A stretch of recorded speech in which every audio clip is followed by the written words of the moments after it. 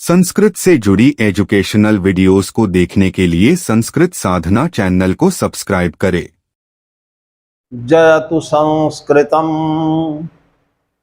जयतु संस्कृतम जयतु संस्कृतम। धन्यवाद संस्कृत के प्रिय अनुरागियों। इसके पहले मैंने माहेश्वर सूत्र पर कुछ स्पष्टीकरण के रूप में अपने विचार रखे थे। वो भाग 1 में रहा। शेष भाग पर विचार आज हम पुनः करने वाले हैं। और इधर ये व्हाइट बोर्ड है, इसमें देखिए लिखा है माहेश्वर सूत्र भाग 2। भाग 1 का स्पष्टीकरण पहले आ चुका है, ये नेट पर पढ़ चुका है, उससे आप लोग पढ़िएगा। अब यहाँ पर हम ये माहेश्वर सूत्र को पुनः लिखें। इसको याद करने में बहुत कुछ संभव है, कठिनता हो, लेकिन प्रयास किया जाए कि संस्कृत में जो जैसे है उसको उसी प्रकार से याद कर लिया जाए। यहाँ पर ध्यान से देखिएगा, यह क्रमशः मैंने 1 2 3 4 5 6 इत्यादि इत्यादि करके और 14 माहेश्वर सूत्र हैं। और इनको मैंने संख्या के आधार पर, जैसा कि पुस्तकों में लिखा गया है या जैसा आचार्य पाणिनि ने इनकी गणना किया है, अविकल रूप में मैंने उसी प्रकार से इनको रखा हुआ है। यह है, ध्यान से देखिएगा, ऊपर लिखा है माहेश्वर सूत्र और प्रथम सूत्र है आई उण, द्वितीय सूत्र है ऋ ऋक और तृतीय है एओं और चतुर्थ है ऐ औच। तो प्रथम सूत्र का आ और चतुर्थ सूत्र का चा। एक देखिएगा ध्यान से, ये एक प्रत्याहार बन रहा है, ये आ और ये चा, अच, यही अच स्वर हैं। यहां पर इन 4 सूत्रों में ही स्वतंत्र स्वरों को रखा गया है। ये सभी स्वतंत्र स्वर हैं। और यहां ध्यान से देखिएगा तो ये एक प्रत्याहार बन गया, जैसा कि मैंने अभी कहा अच, और संस्कृत में कहा भी गया अचः स्वराः। ये अच क्या हैं? ये स्वर हैं। इस पर मैंने पहले भी चर्चा किया है कि स्वर किसे कहते हैं। तो स्वयं राजन्ते इति स्वराः। फिर सुनिएगा, स्वयं राजन्ते इति स्वराः। जो स्वयं अपना अस्तित्व बनाए रखते हैं, जो स्वयं शोभा को प्राप्त करते हैं, वही स्वर हुआ करते हैं। अब इसके बाद देखिएगा, पंचम सूत्र है हयवरट और यहां से लेकर के चतुर्दश सूत्र है और लिखा है हल। फिर से देखिएगा, पंचम सूत्र में सबसे पहले है हा और चतुर्दश सूत्र में सबसे बाद में है ला। तो पंचम सूत्र में हा को लिया जाए और चतुर्दश सूत्र के ला को लिया जाए तो पूर्वोक्त विधि के अनुसार जैसे अच एक प्रत्याहार बना, वैसे एक प्रत्याहार पंचम सूत्र के हा को लिया और चतुर्दश सूत्र के ला को लिया तो एक प्रत्याहार बन गया हल। और ये हल है क्या? यही व्यंजन है। ये हल क्या है? यही व्यंजन है। तो अचः स्वराः, स्वर कौन है? जो अच प्रत्याहार में आते हैं। और व्यंजन कौन है? जो हल प्रत्याहारस्थ हैं या हल प्रत्याहार में आया करते हैं। अब यहां पर ध्यान से देखने की आवश्यकता है। देखिए यहां पर या व र ट और ला और णा, पंचम सूत्र है हयवरट और षष्ठ सूत्र है लण। तो इसमें देखिएगा यह एक प्रत्याहार यह भी बन रहा है यण। जैसे एक संधि होती है यण, तो यण संधि में कौन कौन वर्ण आते हैं? या, वा, रा और ला। ई के स्थान पर, वा के स्थान पर। तो इस माने ये ऐसे सूत्र हैं जिनका आप प्रयोग करेंगे तो आसानी इसको समझ सकते हैं। जहां पर कि ई, उ, री और री ये 4 स्वर हैं। तो ध्यान से सुनिएगा कि ई के स्थान पर और उ के स्थान पर, री के स्थान पर और री के स्थान पर क्रमशः या, वा, रा और ला हुआ करता है। यही अणकार है। और देखिएगा फिर से, या, वा, रा और ला ये क्या है? अंतस्थ वर्ण है। अंतस्थ माने जैसे गृहस्थ शब्द होता है, तो जो घर के भीतर रहता है, गृह माने घर ही होता है, उसे गृहस्थ कहते हैं। और जो हमारे अंदर ही रह जाता है उसे अंतस्थ वर्ण कहा करते हैं। अब यहां पर देखिएगा, ये सप्तम सूत्र है, नियमंगणनम। इसको ध्यान से सब देखने की आवश्यकता है। जैसे जो वर्णमालाएं हैं या जो हमारे व्यंजन हैं उनमें 5 वर्ग हैं। कोई आपसे प्रश्न कर सकता है कि संस्कृत में व्यंजनों के कितने वर्ण हैं? तो कितने वर्ग हैं? तो पंचवर्गाः वर्तन्ते, 5 वर्ग हैं। 5 वर्ग कौन है? तो कवर्ग, चवर्ग, टवर्ग, तवर्ग और पवर्ग। फिर सुनिएगा, और इसको कहा गया है कुचु टू तु पु एते उदिता। कवर्ग, चवर्ग, टवर्ग, तवर्ग और पवर्ग, तो ये 5 वर्ग हो गए। और इन 5 वर्गों के अंतिमाक्षर क्या हैं? जैसे कवर्ग है तो का अंतिमाक्षर क्या है? का, खा, गा, घा और 5वां क्या है? गा। चा, छा, जा, झा है तो अंतिम क्या है? ञा। टा, ठा, डा, ढा ये टवर्ग है, इसका अंतिम क्या है? णा। ता, था, दा, धा, ना, इसमें तवर का अंतिम वर्ण क्या है? ना। और पा, फा, बा, भा, मा ये पवर्ग है, तो इसका अंतिम या पंचम वर्ण क्या है? वो है मा। तो यहां पर देखिएगा, ञा, मा, ङा, णा, न, मा। और यहां हमने क्या लिखा हुआ? पंचम वर्ण। प्रत्येक वर्ग माने जो 5 वर्ग हैं, 5 वर्ग हैं, कवर्ग, चवर्ग, टवर्ग, तवर्ग और पवर्ग। इन 5 वर्गों के अंतिमाक्षर इस सप्तम सूत्र में दिए गए हैं। अंतस्थ वर्ण पंचम और षष्ठ सूत्र में, और वर्गों के अंतिमाक्षर ये यहाँ पर पंचम ये लिखा है वर्ण, ये सप्तम सूत्र में है। और फिर देखिएगा झ, भ, य और फिर घ, ढ, ध। देखिएगा 1 2 3 4 5 वर्ग हैं। अभी अभी चर्चा हुई कवर्ग, चवर्ग, टवर्ग, तवर्ग, पवर्ग। और इन वर्गों के चतुर्थ वर्ण यहां पर ये दिए गए। ये चवर्ग का है झा, पवर्ग का है भा, और कवर्ग का है घा, और फिर टवर्ग का है ढा और तवर्ग का है धा। ये यहां पर ये प्रत्येक वर्गों के चतुर्थ वर्ण यहां पर रखे गए हैं। फिर देखिएगा ये दशम सूत्र है, और अभी अभी चर्चा मैंने किया कि वर्ग कितने हैं। तो वर्गों की संख्या 5 है। तो प्रत्येक वर्ग का तृतीय अक्षर, तृतीय वर्ण जो है वो यहां पर दशम सूत्र में पाणिनि ने माना हुआ है, जो लिखा गया है ज, ब, ग, ड, द। ये यहां पर 5 वर्ग हैं और ये 4 यहां पर वर्ण हैं, और ये सभी उन वर्गों के यह तृतीय वर्ण हैं।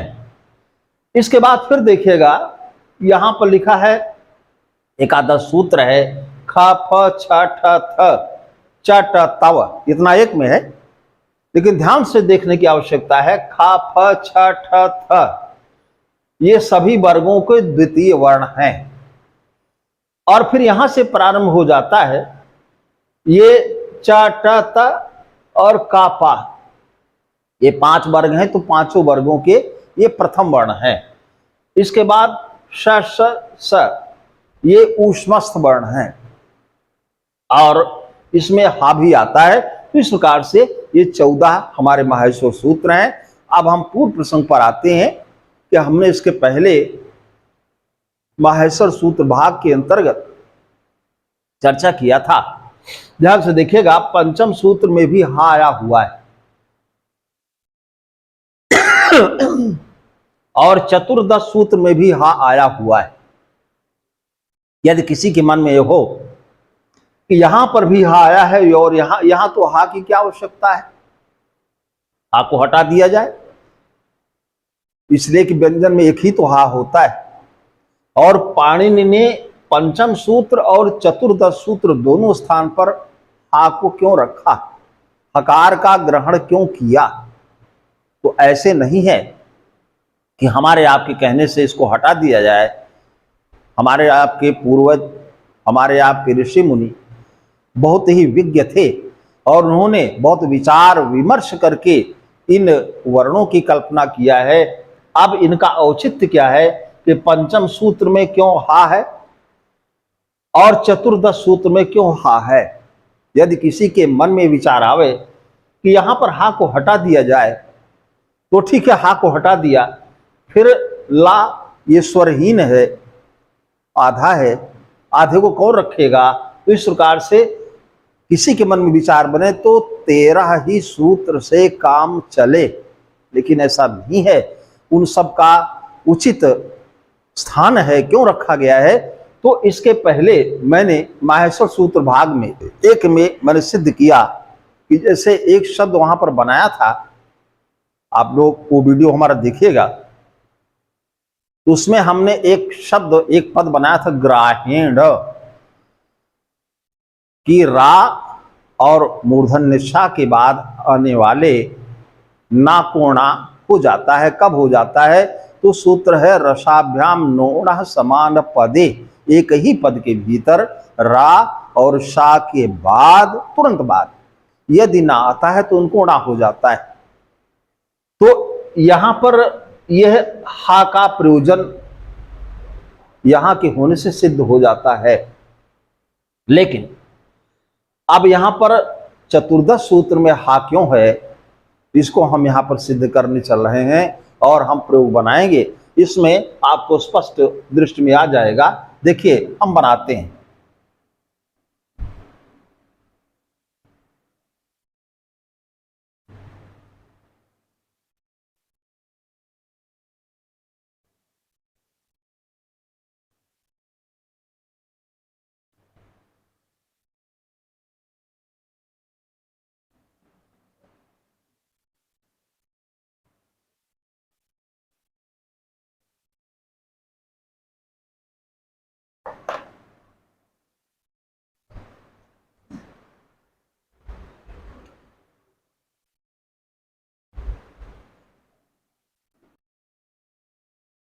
रल वल, इसमें एक और है,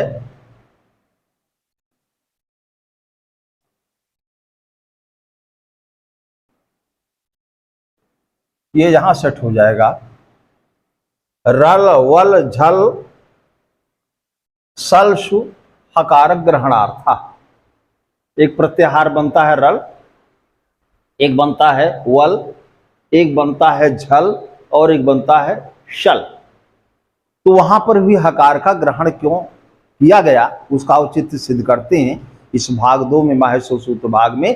तो इसमें दो ऐसे बनते तो कई हैं, लेकिन हम उदाहरण के रूप में एक को ही सिद्ध करेंगे। जैसे इसमें है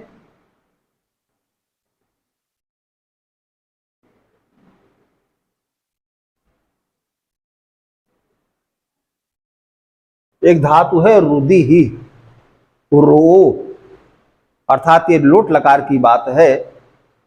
और लोट लकार ये आज्ञा के अर्थ में भी होता है, आशीर्वाद के अर्थ में भी होता है, शुभ कामना के रूप में भी होता है। तो ये रुदि ही कहाँ का रूप है, इसको ध्यान से देखने की आवश्यकता है। ये है धातु रुद, और ये है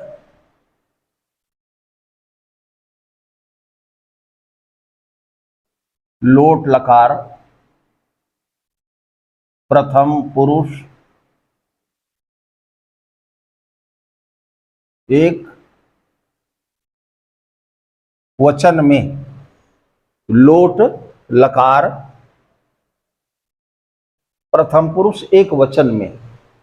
अब इसमें ये ध्यान से देखने की आवश्यकता है कि जैसे हमने लिखा रुद धातु, रुद एक धातु है, रुदिरश्रु विमोचने, आंसू को छोड़ना, अश्रु त्याग करना। ये क्या है? ये रुदिर धातु का ही प्रभाव है। तो धातु हो गई रुद, और यहां लिखा है लोट लकार प्रथम पुरुष एक वचन। और यहां जब हमने लिख दिया ये, तो इसके बाद ये देखने की आवश्यकता है कि लोट लकार प्रथम पुरुष, हाँ यहां पर लिखना चाहिए था मध्यम पुरुष,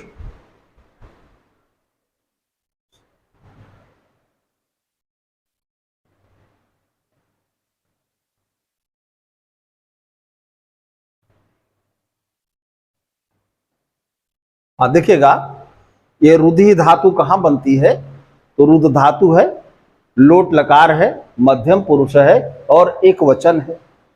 अब इसमें ध्यान देने की आवश्यकता है कि जैसे धातु के रूप चलते हैं तो इनके 18 रूप बनते हैं। आत्मने पद में 9 और परस्मयी पद में 9 बना करते हैं।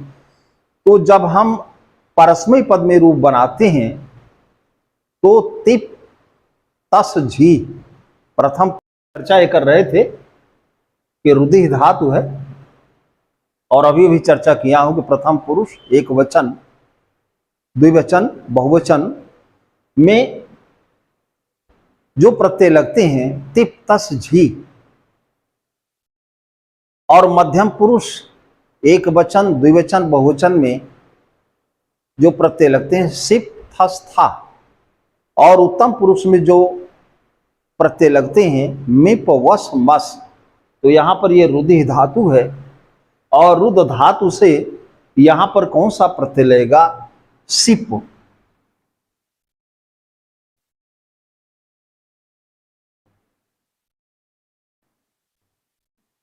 और ये कहां का रूप होगा? लोट लकार मध्यम पुरुष एक वचन। अब यहां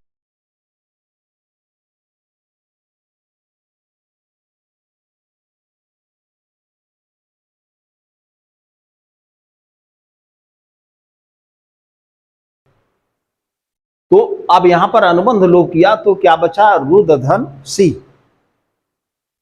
और लोट लकार में ही आचार्य पाणिनि ने एक सूत्र दिया हुआ है, और वहां लिखा शेर या पिच सी के स्थान पर ही हो जाता है। तो रुद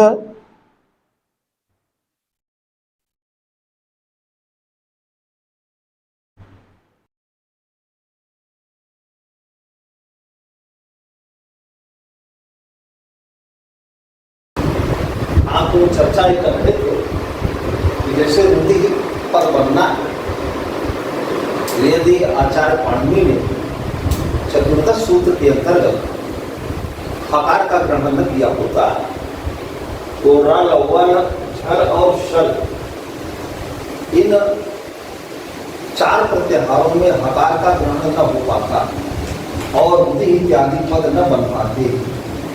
एग्जाम्पल के लिए यहाँ पर दिखा रहा हूँ कि रुधि ये धातु बनी है, यह है लोट लकार मध्यम पुरुष एक वचन की, और मध्यम पुरुष एक वचन में 3 प्रत्यय में से एक प्रत्यय लगता है सिप, और सिप में देखिए 5 की संज्ञा है, इसलिए ये पित्त कहा जाएगा। पित्त जब कहा जाएगा तो यहाँ पर गुण आदि कार्य हो जाते हैं। और दूसरी बात यह है कि रुद धातु जो है ये अदाद गण में पठित है, तो अदाद गण में शब्द का लोप हो जाता है, अदाद शपासी शब्द नहीं रह जाता, लेकिन माना तो जाएगा कि ये सिद्ध है। और 3 प्रत्यय लगा हुआ है, इसलिए सार्वधातु यहाँ पर इसका नाम है। तो एक सूत्र है रुदादिभ्यो सार्वधातु के, सार्वधातु लकार के अंतर्गत यदि रुद्र आदि धातुओं का प्रयोग किया गया है और रुद्र धातु के बाद वल प्रत्यय आते हैं तो उस वल प्रत्यय को इट आगम हो जाएगा। ठीक है ना, रुद्र धातु है। तो यहां पर देखिए, हाँ, और थोड़ा सा आगे चलते हैं कि सिर्फ में पा की संज्ञा लोप हुआ, अनुबंध लोप। अब यहां पर बचा सी, और वही लोट लकार में आचार्य पाणिनि ने सूत्र दिया हुआ है, शेर या पिच, ये सी शब्द है, इकारांत है। और जैसे कवि शब्द है तो पंचमी और षष्ठी में कवे रूप बनता है, वैसे सी को भी सेह बनेगा। तो सेह मान सी के स्थान पर ही होगा, तो सी के स्थान पर ही हो गया। फिर सुनिएगा, तो एक सूत्र है जो मैंने अभी चर्चा किया कि रुदादिभ्यः सार्वधातुके, ठीक है ना, वो लिखा गया है।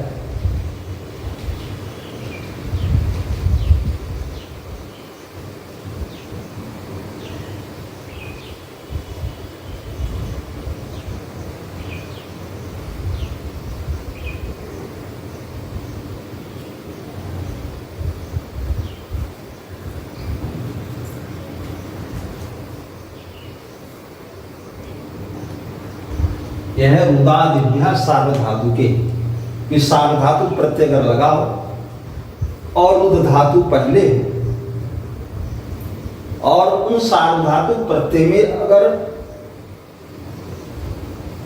यह है वल प्रत्याहार का वर्ण आया, यहां पर लिखा गया है ना कि चतुर्दश सूत्र में, मानसून सूत्र के चतुर्दश सूत्र में लकार का ग्रहण क्यों किया गया, तो लिख दिया है रल वल झल शल सुहकार ग्रहणार्था। तो इन चार प्रत्याहारों में हा का ग्रहण न हो पाता। तो सूत्र है रुदादिभ्यः सार्वधातुके, यदि सार्वधातु प्रत्यय पड़े हो और उसके पहले रुद्र धातु आई हो और सार्वधातु प्रत्यय में अगर वल प्रत्याहार का वर्ण आया हो, इट आगम जो होता है वो टित है। और आचार्य पाणिनि ने एक सूत्र लिखा है आद्यन्तौ टकितौ। टित आगम पहले होता है और कित आगम बाद में होता है। तो यह किसके स्थान पर हो रहा है, ही के स्थान पर या ही के लिए हो रहा है, इसलिए टित होने के नाते यहां पर इट आगम कहां होगा, आद्यन्तौ टकितौ से ही के पहले होगा। तो हो जाएगा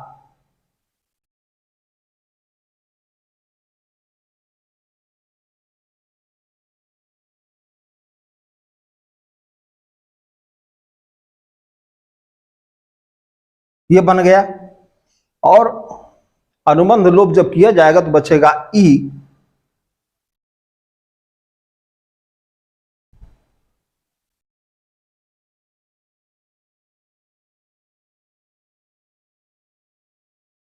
देखिए व्याकरण है, नीरस हो सकता है, इसलिए बहुत ध्यान से इसको समझने की आवश्यकता है। अब यहां पर रुद ई और ही ये बचा, और इतने को जब मिलाइएगा तो ये रुदि ही यहां पर बना हुआ है। तो आचार्य पाणिनि ने पंचम सूत्र में हकार का ग्रहण किया, वहां उसका उद्देश्य सिद्ध हो गया। ग्राहीण आदि पद न बन पाते, अटकुप वांग नुम व्यवायपी आदि की आवश्यकता रही।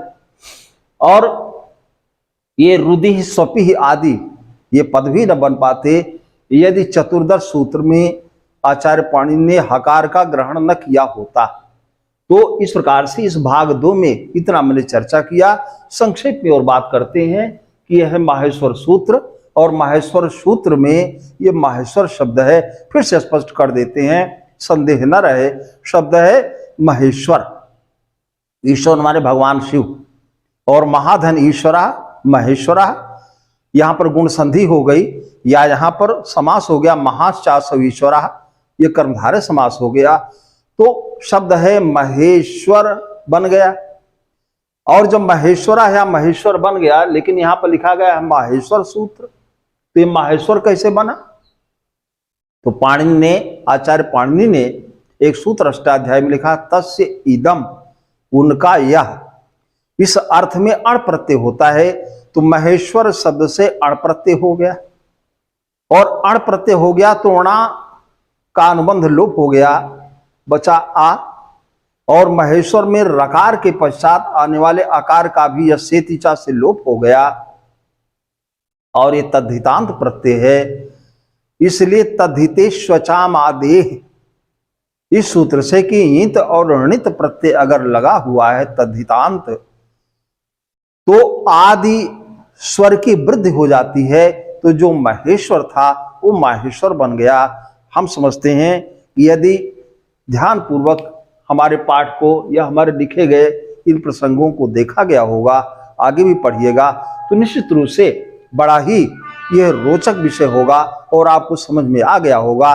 विशेष करके मैंने फोकस इसलिए दो भाग में यह बनाया कि आचार्य पाणिनि ने पंचम सूत्र में भी हायावरट में भी हा को रखा, और उसके बाद अंतिम सूत्र चतुर्दश सूत्र है हल, वहां भी हा को रखा। तो दोनों स्थान पर हा के होने का औचित्य है। ऐसा नहीं है कि एक जगह होता दूसरी जगह ना होता, या हल प्रत्याहार से हा को निकाल दिया जाए।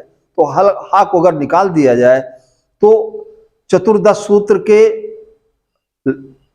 अंतर्गत जो हल लिखा गया अगर हा को निकाल दें तो ला आधा बचेगा, आधे को कौन रखेगा, तो सूत्र तो 13 ही बचते। तो यहाँ पर 14 सूत्रों को जो मान्यता मिली है बहुत सोच विचार करके हमारे आपके मनुष्यों ने किया है। इस प्रकार से इसको ध्यान से देखिएगा, आपको समझ में आ जाएगा।